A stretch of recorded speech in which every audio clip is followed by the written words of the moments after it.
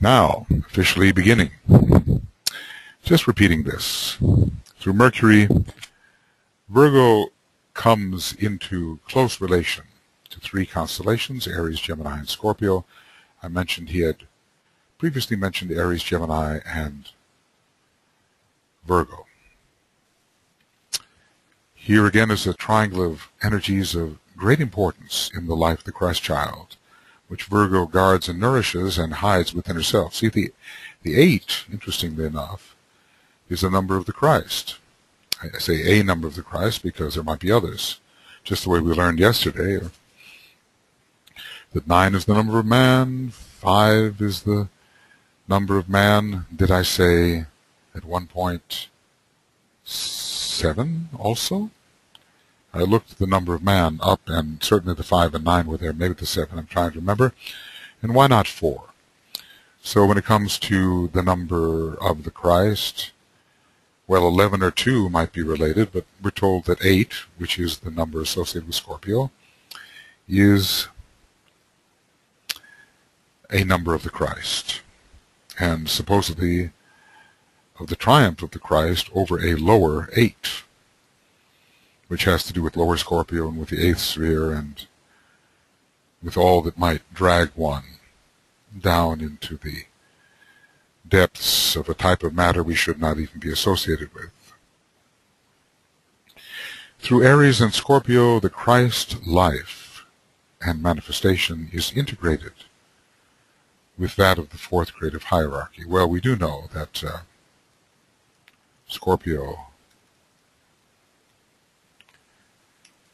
is the sign which expresses itself through the 4th creative hierarchy. Through Aries and Scorpio, the Christ life and manifestation is integrated with that of the 4th creative hierarchy. Well, if you have to pass the test in Scorpio, certainly the soul, the Christ life, will become an inseparable part of your manifestation. As for Aries, why so? I come forth and from the plane of mind I rule. Why Aries? Well, I wonder, the sacrifice involved. What about Aries? Aries, the lamb, slain from the foundation of the world. So the urge for the seed to fall into the ground, which I suppose ground means dense physical body of the planetary logos. And as a result of this sacrifice, bring forth fruit. Maybe there is that plunging sacrificial urge. But let's see, DK will probably, hopefully, give a clearer explanation. So herein lies a great mystery which is concerned with the dual manifestation of the Christ principle. Well, we also have to remember up here that Aries is the cosmic Christ, and Scorpio is the, let's call it, triumphant Christ in the microcosm and in the 4th creative hierarchy and in the human kingdom. So herein lies a great mystery which is concerned with the dual manifestation of the Christ principle, both in form and, upon its own plane, through spiritual manifestation. I suppose in Scorpio, the Christ principle is made to manifest through form. The Christ principle is made to manifest in form. The victory is worked out on all 3 planes, and especially on the physical plane. Maybe with Aries, and we're dealing with the cosmic Christ there, Interestingly, a first-ray sign yet dealing with the kind of sacrifice of the cosmic Christ. Maybe Aries has to do with a higher manifestation of this principle. It is, we can correlate it with the logoic plane, which in a way drops the seed into the 6 lower subplanes. But let us see. Herein lies a great mystery which is concerned with the dual manifestation of the Christ principle, both in form and upon its own plane through spiritual manifestation, whatever its own plane might be. Now, of course, we could reverse these things, because Aries says, let form again be sought. We might reverse. Aries says, let form again be sought, and the plane of the Christ principle might be the Buddhic over which Scorpio rules. I guess one can see it from both angles. It is here that the true significance of the words found in the Bhagavad Gita appear.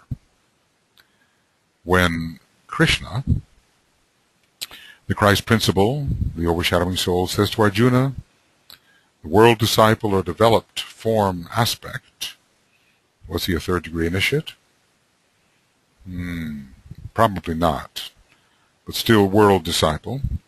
Having pervaded the entire universe with a fragment of myself, I remain. Now that sounds very much, I would say, that sounds like Aries. Aries is the great synthesis and unification that can be likened to the source that sends forth an aspect of itself and yet remains. But let us see. There is here an esoteric reference to the essential identity of Son with the Father, the undying one, and with the eternal Mother, that is, with spirit and matter. So this suggests the Virgo mantram. I am the mother and the child, I God, I matter am. This is the fundamental mystery of Virgo. It's an M, so you know when you have an M, 3 things are combined, all 3 levels. There's a triplicity involved in every M, both with Virgo and with Scorpio.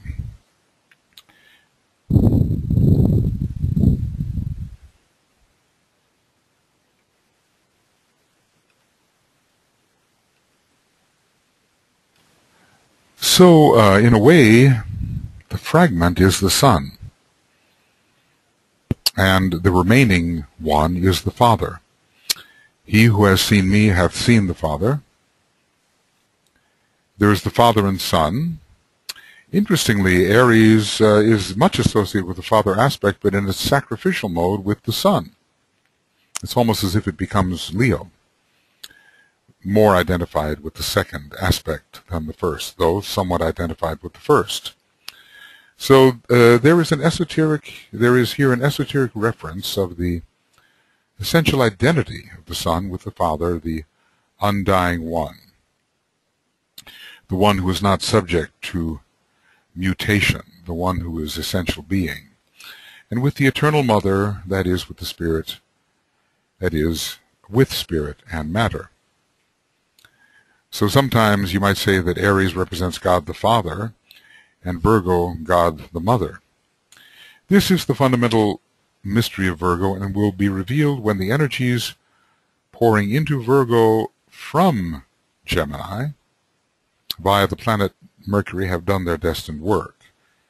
So there is a polarity in Gemini which must be fused. A polarity in Gemini must be increasingly fused in Virgo. But there's more. For Gemini is an expression of the 4th unmanifested creative hierarchy. Let's take a look at that. One, I think something happened when the machine collapsed before. So let's just go over here and see. We'll take a look here at Fellowship of Cosmic Fire A-B diagrams, and looking at this, things are a little too slow for my taste. All right, but let's look at this. Gemini hierarchy is called the desire for duality. It's the 9th from below. It's the 4th from above. Its name is unknown. I suppose since it's the 4th hierarchy, via numerical resonance, well, it's not the, it's the 4th in the list. It's not really the 4th, although it is the 4th in the list, and there could be correlated with the 4th in the list of the manifested hierarchies, which is humanity. We can run all kinds of numerical connections via the ray and via the placement in the list, just the way the 5th almost liberated hierarchy that manifests through the 7th ray and veils the Christ can be considered related to the hierarchy of solar angels, or the 5th manifested creative hierarchy. And in fact, there is a relationship between hierarchy 5 and hierarchy 10 if we keep counting downwards. So I suppose there's a connection here between the humanity as the 4th creative hierarchy and Gemini as the 4th of the unmanifested creative hierarchies, so the ones manifesting upon the higher planes, the cosmic astral plane. For Gemini is an expression of the 4th unmanifested creative hierarchy, desire for duality, one of the higher groups of lives which stand just beyond the 7 who condition our systemic life. So remember again, the solar system only includes the etheric, the cosmic, etheric and cosmic dense physical levels. Beyond that, DK doesn't call it a solar system, although it is an aspect of the expression of our solar logos. Desire for duality, that is the sort of type of energy which is said to emanate from this particular very high group of lives. Very high. These lives have achieved their goal, I suppose. What? No ultimate goal, but a goal set out for them, I suppose, in this solar system. These lives have achieved their goal, but their energies are still directed towards and focused upon our planet. Now, of course, our planetary logos has a cosmic astral body, has a cosmic mental body. So when we're talking about our planet, I suppose we're talking about our particular planetary globe, and especially its etheric and physical parts, I would guess. They are not unmanifested in the case where such developed planets as Uranus, Jupiter, or Saturn are concerned. What a hint that is. Yeah, that's an amazing statement. So the creative hierarchies of the cosmic astral plane are manifested in or through or upon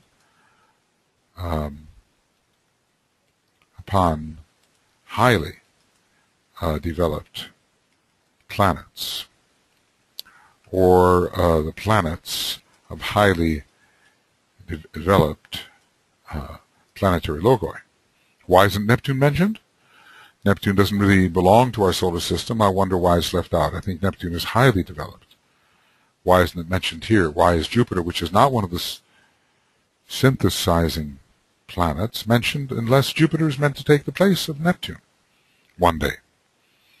Because in any hierarchy, the lesser members move up to take the function of higher members, and maybe Neptune in a way is moving on. Jupiter certainly fits in that sort of second position, that second ray position,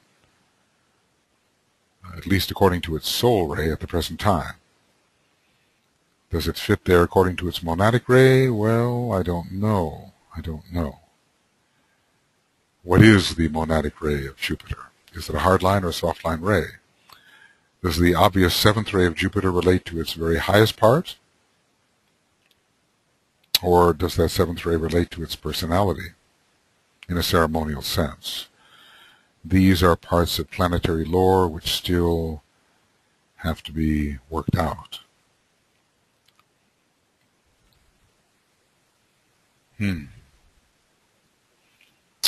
It's just astonishing what he is bringing in for discussion in this Virgo chapter. So, what is the fundamental mystery of Virgo? This relationship of the Son, the Father, and the Eternal Mother. The Son identified with the Father and with the Eternal Mother. It is the Virgo mantra, definitely, here. I am the mother and the child, and so forth. I God, I matter am. And this fundamental mystery will be revealed, this identity of the three aspects in Virgo, when Gemini and Virgo connect via the planet Mercury and have done their destined work. I suppose the revelation will come with soul infusion, let's say. The revelation will come with increasing soul infusion, and even a degree of spirit infusion, I suppose. For Gemini is the expression of the fourth unmanifested creative hierarchy.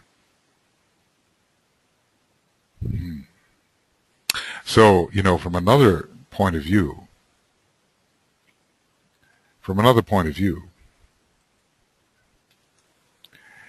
we have the fourth unmanifested creative hierarchy. Fourth unmanifested creative hierarchy? No, that won't do. I never do that one. Unmanifested creative hierarchy merging with the creative hierarchy of which Virgo is the representative.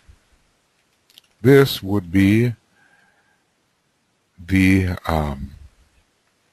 hierarchy of creative, greater builders, in which the human monad has its place, at least on that plane. The human monad is localized on the plane which is ruled by Virgo, and which also is the location of the expression of a great creative hierarchy known as the greater builders, whose monads are probably on still higher levels. So this desire for duality, did this animate the monads as they went forth into matter? Did they have a desire for duality, and also as they essentially split themselves into two parts under the Geminian influence? So one part of the monad stayed at home, in the father's home, and the other part of the monad went forth as the jiva. Did this occur under the Geminian influence of the fourth unmanifested creative hierarchy?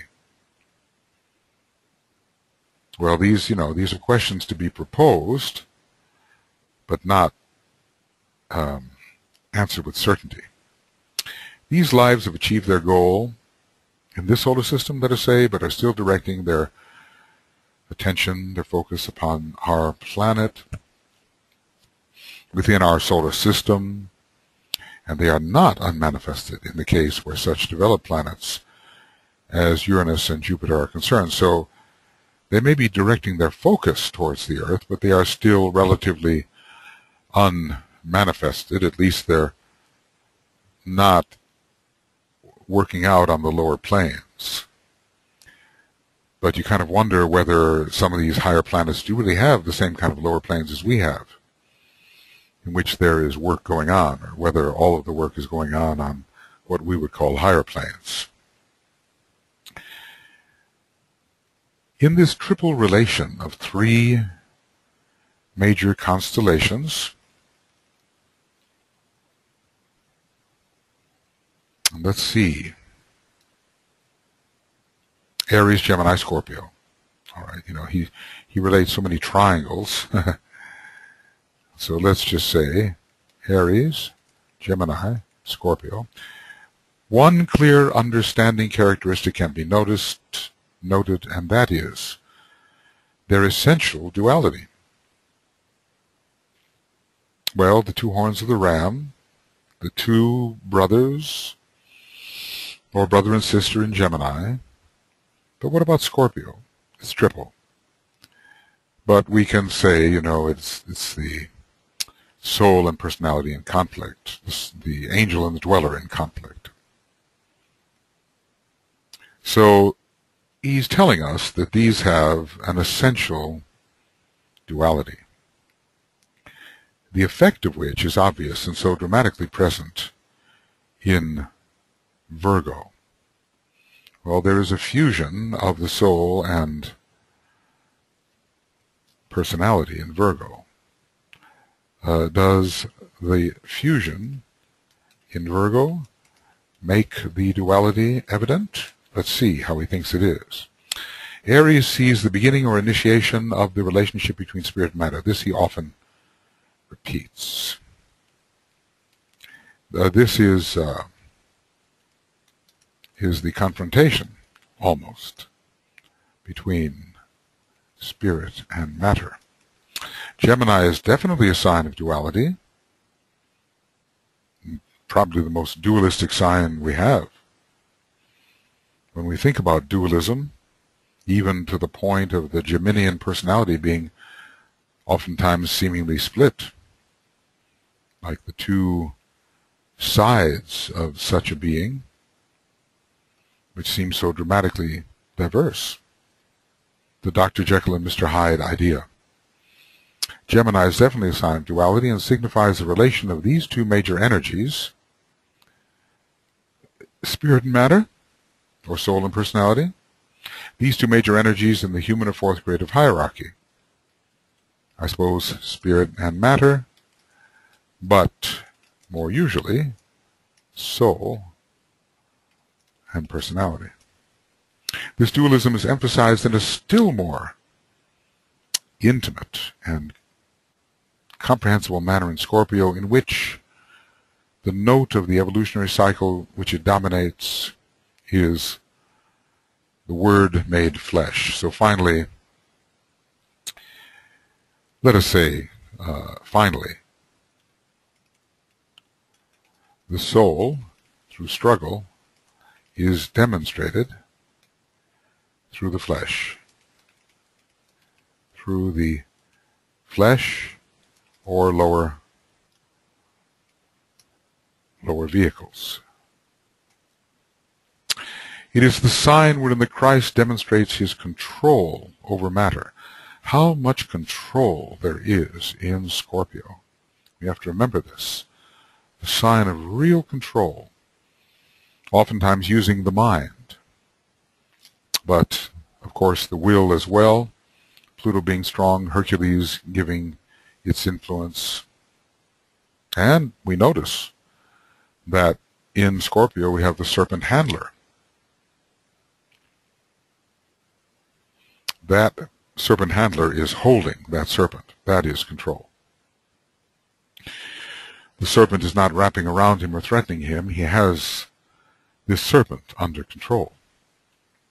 So that is a word which I think is very important with respect to Scorpio. So he's talking about the duality. The Word, the soul, is made flesh. The duality is the Word and the flesh.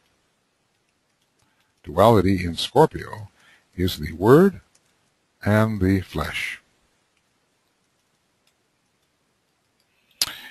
It is the sign wherein the Christ demonstrates his control over matter in the guise of the triumphant disciple.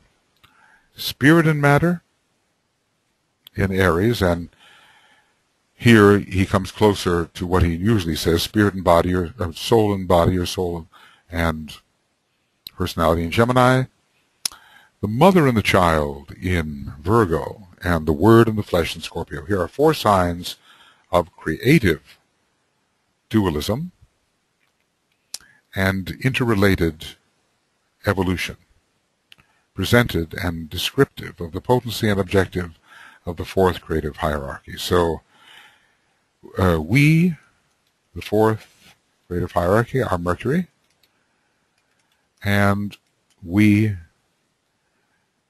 have a potency and objectives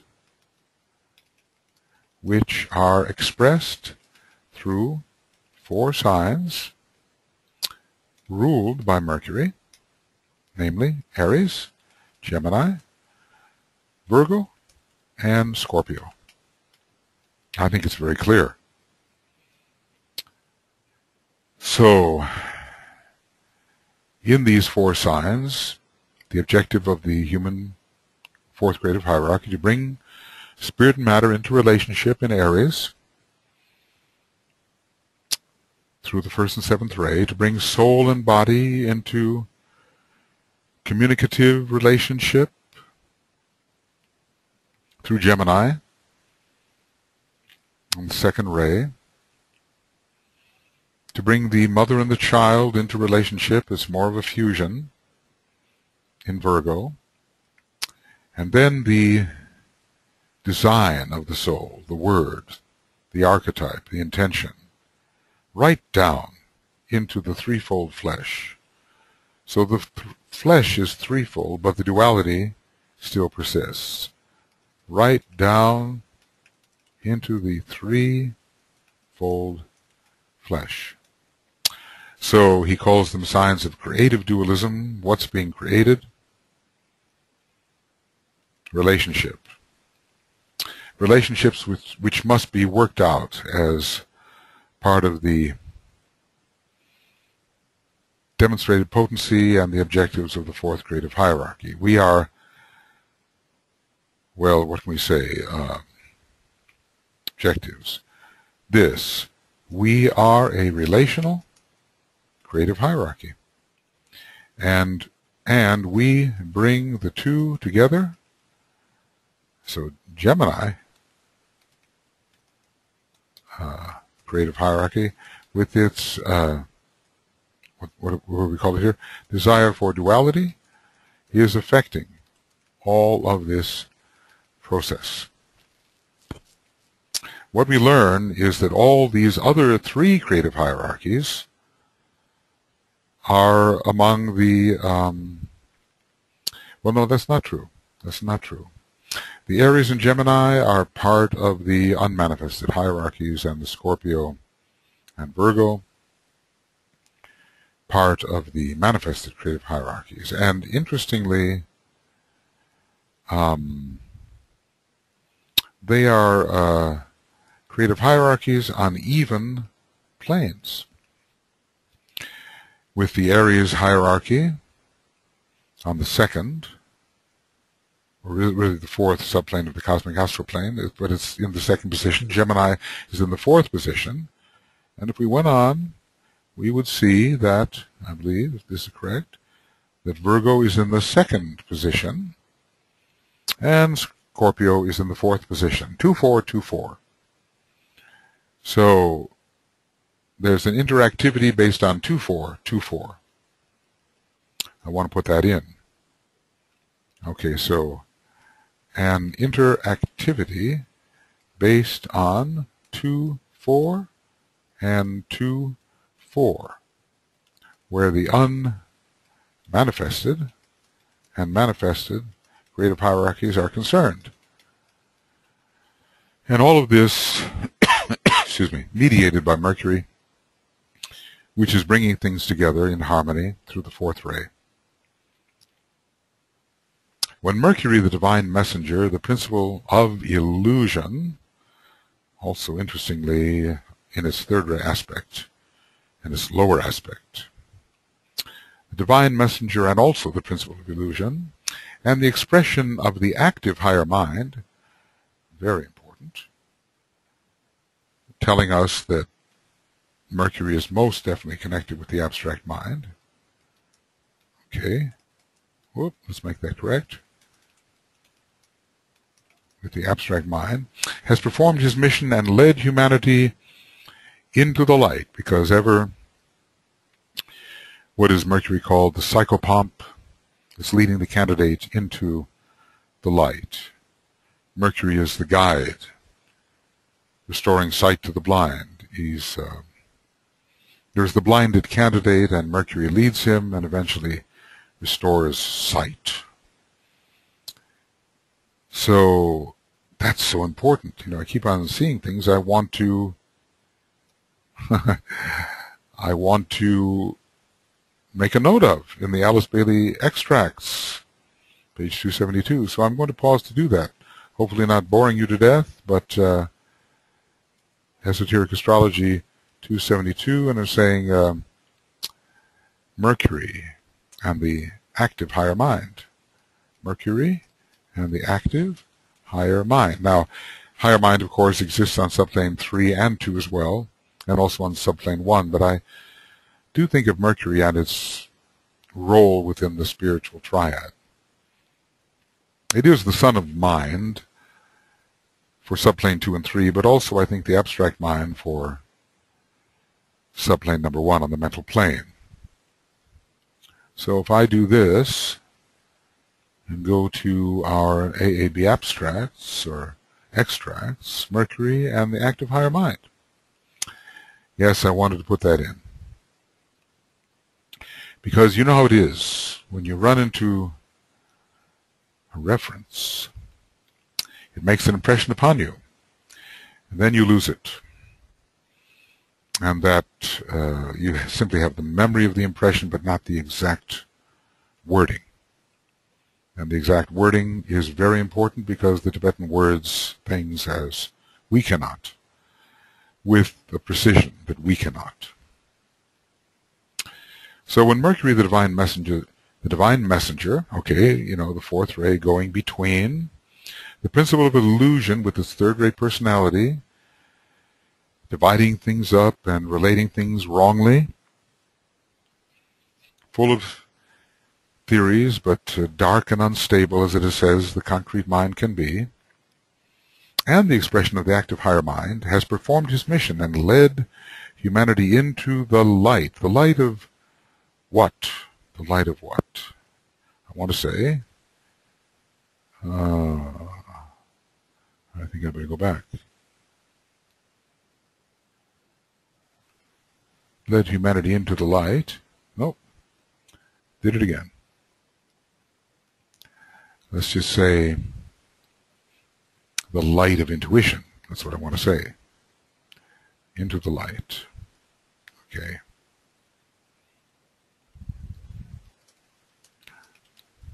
Of intuition.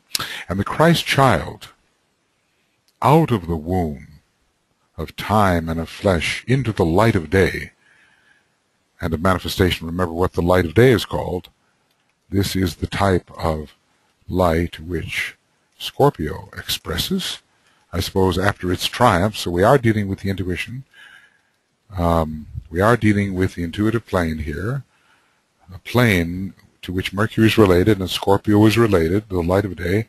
We are dealing with the intuitive plane, Buddhi, or BHI, or BDI, yes, and out and of manifestation. Then, the task of the great center we call humanity, I suppose this is the fourth grade of hierarchy particularly, will be accomplished. So ponder on this, for the significance of esoteric astrology will emerge more clearly in your mind if you can understand this fourfold activity of Mercury and the interrelation of these four signs of the zodiac, connected as they are, with the logoic quaternary. Four signs connected with the logoic quaternary via Mercury.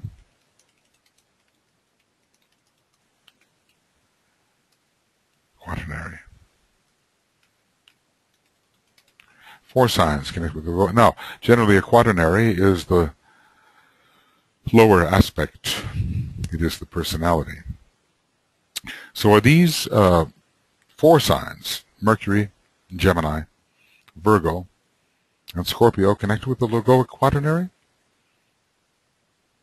We know that Earth and Venus are connected with the logoic quaternary, but we can't relate the rulers to these four signs. I mean, Earth may be the hierarchical ruler of Gemini, but Venus is the hierarchical ruler of Capricorn. It's not included here. So we have understood the fourfold activity of Mercury, and it will help us understand esoteric astrology better, the great science of relations. How should we call it? Esoteric astrology is the science of relations. Yes. And we will bring together, with the help of esoteric astrology and Mercury, spirit and matter under Aries, soul and body under Gemini.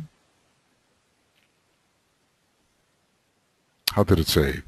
Child, or child and the mother, mother and child under Virgo, and word and flesh under Scorpio. The purpose of esoteric astrology is certainly not to divide things further or make things more difficult to understand through complexity, but to contribute to the understanding of the relation of these energies and their fusion into a unity.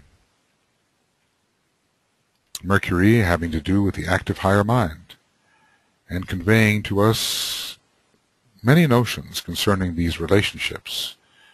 DK is the messenger of the masters of the hierarchy, strongly identified with the quality of Mercury.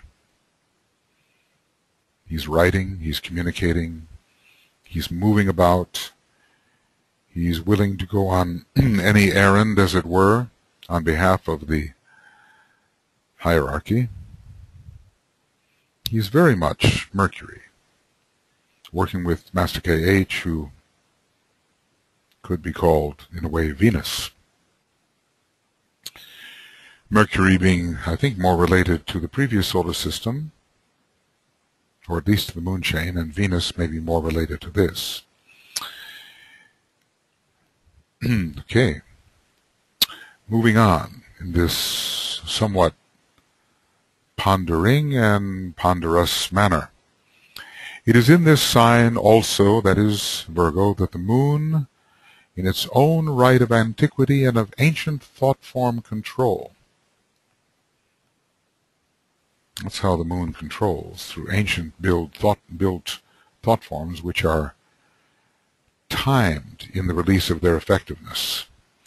It is in this sign also that the moon, in its own right of antiquity and of ancient thought form control, and also, now note here, also veiling both Vulcan and Neptune.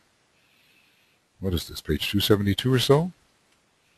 Notice that earlier, the moon was simply given as veiling Vulcan, but we would be incomplete in our knowledge of what the moon veils in Virgo if Neptune were not included. So the nascent Christ coming to birth is much more related to Neptune, although the endurance through time that is required to bring that Christ to birth is related to the planet of will, Vulcan. There's a first and second ray here. The moon is ancient, and its positions seem to activate ancient thought forms still ambient, which control circumstances on Earth. And if you've noticed When the moon changes position, thought changes, action changes. It's not radiation that is doing that. It's the cyclic activation of ancient thought forms to which we still in our habitual nature respond. We have to break out of the rotary motion in this way of the moon. So it's also in this sign that the moon, in its own right of antiquity and of ancient thought form control, and also is veiling both Vulcan and Neptune, connects the force of Virgo with the energies of Taurus, Cancer, and Aquarius. So here we're going to have another quaternary, Taurus, Cancer, and Aquarius. Taurus, well, how is that done? I mean, we could say it's through the exaltation of the moon in Taurus, but actually it's through the moon veiling Vulcan that we're connecting with Taurus, the moon ruling Cancer and the orthodoxly, and the moon is the hierarchical ruler of Aquarius. So in these relationships and in their dynamics, light breaks forth. This is of peculiar importance for it relates the form-building aspect with the consciousness aspect. I guess Vulcan and the moon are form-building. Neptune has much to do with the consciousness aspect. Form-building is very much found in Taurus, Cancer, and Virgo. In Aquarius, perhaps we have an emphasis more on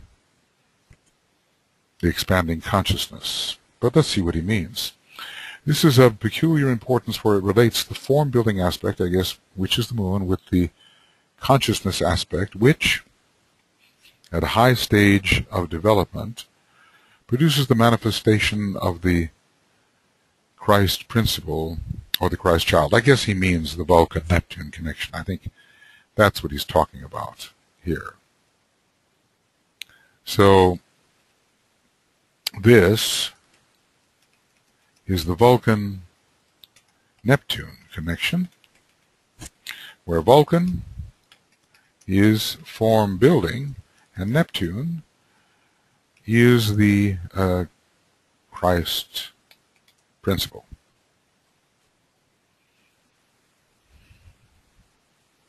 Neptune is involved here as well with Cancer as a double ruler, and with Aquarius as a veiled hierarchical ruler,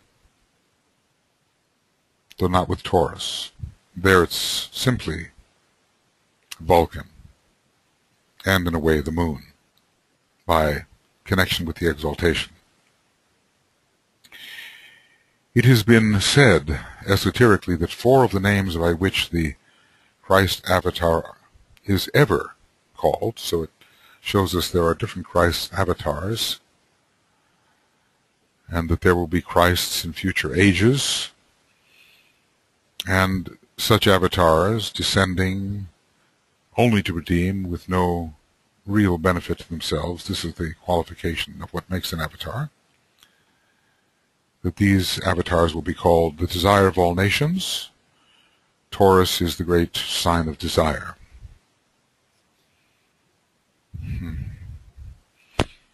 The reoriented desire, the high aspirational idealism, the desire for the great light. Taurus and the desire of all nations. Earlier we connected this desire of all nations possibly with Pisces. There was an earlier connection. We'll have to look it up. He whom the masses sense, or he whom they anticipated. Well, it's like the desire of the masses. This is Cancer, the ruler of mass consciousness on the cardinal cross. He who is for her the purpose of existence, Virgo, on the mutable cross. And he who shows the light and gives the water, this is Aquarius. So via the moon and its veiling planets, or veiled planets, 4 signs are brought together, including Virgo, and these 4 signs give us the name, the 4 names of the Christ avatar.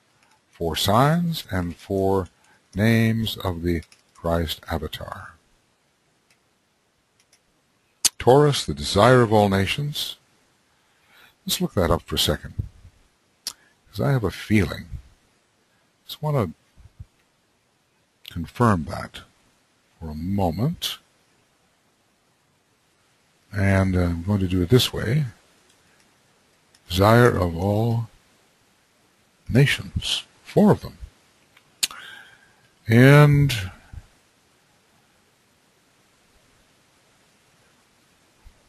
in the cosmic sense, then will be consummated in the desire of all nations, okay?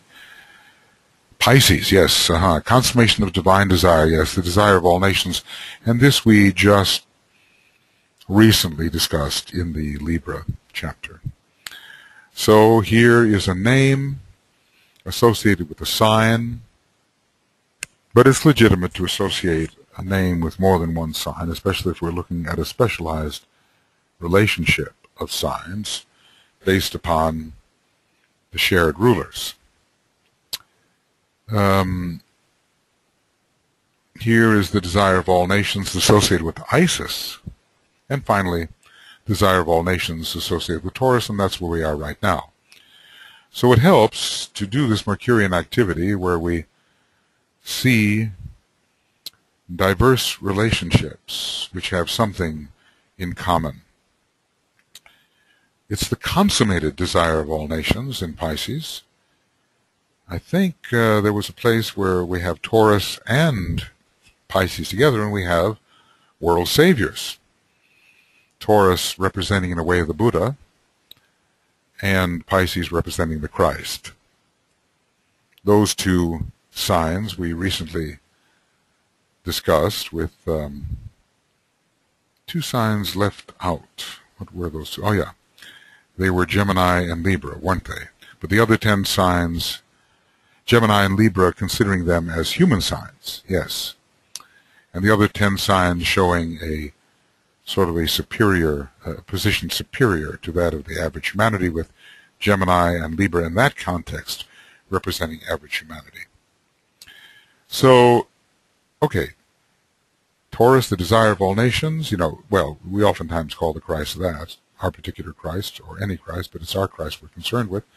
We don't say he for whom the masses sense, he whom the masses sense, or he whom they anticipate. We don't say that so much. We don't say so much, he who is for her the purpose of existence, though we may conceive it as such. We may say, it's a little more mantric, he who shows the light and gives the water, Aquarius. We may say that. Yes, I would say so. So we've looked at a 4-fold relationship. Had a 4-fold relationship based upon the moon and its and the 2 planets it veils in Virgo. And we come up with Taurus, Cancer, Virgo, and Aquarius. In our solar system, every constellation is related to every other. Well, how do I want to put that? Within the zodiac. Every planet, of course, in our solar system is related to every other, every constellation to every other, but certain of these relationships, dualities, trinities, quadruplicities, 5-fold relationships, 6-fold relationships. He doesn't, well, he does go beyond, he does. I can't remember an immediate 7-fold relationship, but I'm sure he deals with it. He just dealt with an 8-fold relationship from Virgo clockwise to Aquarius, and then he dealt with a 9-fold relationship, which goes from Virgo clockwise to Capricorn, but also the rulers of Virgo relating to 9 constellations, including itself, excluding Leo, Libra, and Capricorn. So, DK has all of these relationships based on different numbers, all the way from 2 to 9 and maybe even 10, because he excluded Libra and Gemini from a list of dual relationships which indicated stages above that of normal humanity. But we must be aware of the most important of these.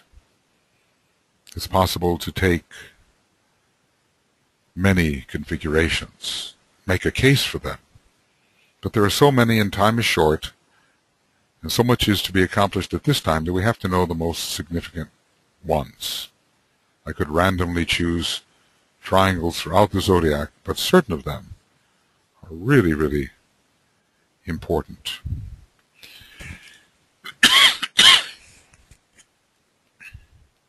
And it's those we have to be most aware of. Anyway, all these 4 signs indicate forms of consciousness which are conditioned and manifested by the energies of these signs, performing cyclically and ceaselessly their appointed task. So, with respect to our solar system, the signs perform cyclic tasks, and we come into cyclic relationship to them based upon the conditions of our incarnations.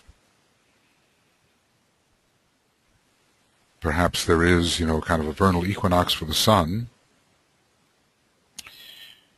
and so for a time the entire solar system is affected by a polarity of constellations towards which the vernal equinox of the sun is pointing, and its opposite constellation. We here on the Earth are going to be affected very shortly by Aquarius Leo, in a minor sense and in a major sense, but different planets are affected by different constellations at different times, depending on the orientation of their, vernal equinox. And what about the entire solar system, given the orientation of the sun to the encircling constellations of the zodiac? What about that which affects the entire solar system? In what age are we solar systemically? Well, we can barely, or cannot really at all, understand the astrology of our planet and its horoscope, so how then to understand the astrology of the sun except to imagine that certain of the factors present in lower horoscopes are also present in the solar horoscope. So all these 4 signs indicate forms of consciousness which are conditioned and manifested by the energies of these signs, performing cyclically and ceaselessly their appointed task, I suppose, with respect to our solar system and also our planet. They therefore are primarily concerned with the stage of discipleship and the manifestation of the solar disciple. There's that interesting term. So many things I want to mark down. The solar disciple. Page what? 273. So, discipleship. Taurus, Cancer, Virgo, and Aquarius. Well, 2 of the signs are found in the feminine triangle. Cancer and Virgo. 2 in the feminine triangle. So, the solar disciple, I want to copy that. Page 273, EA 273, and let's just, it's such an important term, solar disciple. So let's look at that, and we are an A-B extract, so let's just save it, the solar disciple. Solar discipleship. We oftentimes talk about the disciple becoming solarized, meaning he becomes an initiate of the 3rd degree, and is subject or subjected to the first of the solar initiations. So these 4 signs, which should be listed, are connected with discipleship per se. Taurus, Cancer,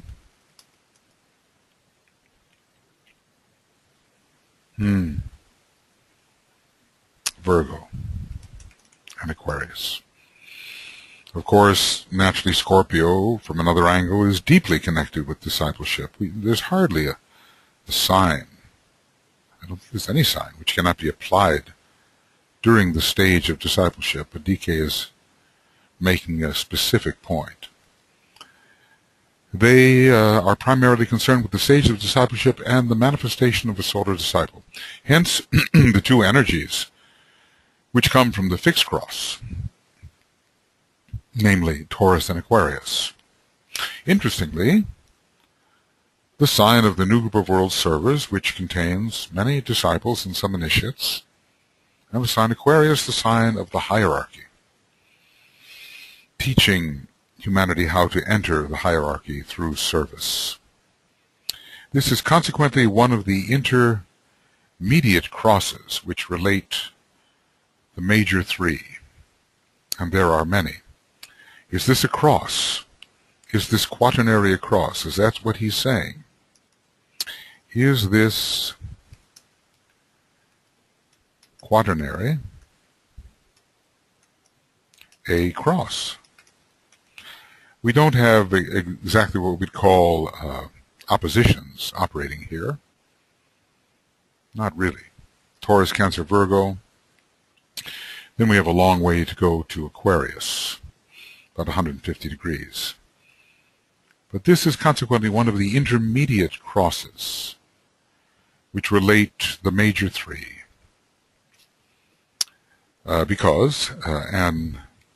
Relating the major 3, because in this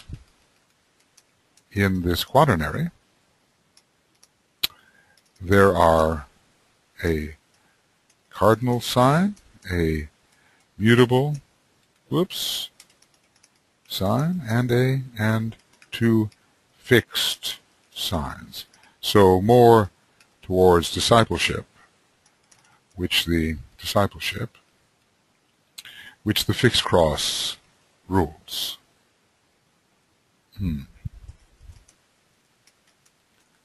No. Which the fixed cross rules. Okay. Well, page 274.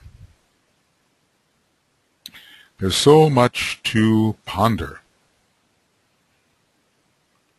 But I think we are reaching the point where we're at the end of the 3rd section. So much to ponder. And I don't know if it pays to go on into the 4th section of Esoteric Astrology Adventure 86. So we're going to say this is the end of Esoteric Astrology Adventure 86, and this is the Section C, page 273. And beginning, hopefully, Esoteric Astrology Adventure 86, Section D, page 273.